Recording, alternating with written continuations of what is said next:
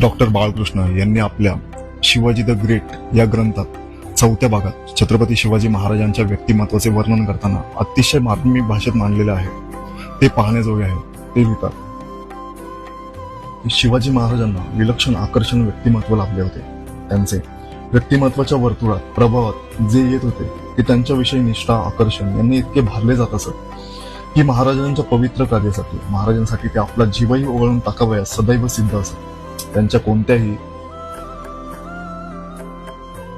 सेना अधिकाऱ्याने अथवा अन्य अधिकाऱ्याने त्यांचा केव्हाही विश्वासघात केला नाही. ही एकच गोष्ट त्यांच्या व्यक्तिमत्वाचा अलौकिक आकर्षतेचा पुरावा होय. धूर्त पातळयंत्री औरंग्या सारख्या बादशाला सुद्धा छत्रपतींची माणसे लाचपचून देऊन फोडता आली नाही. उलट औरंगजेबाच्या मोठ्या मोठ्या सेनानींनी शिवछत्रपती मात्र सहज भेदतीने फोडीत असत.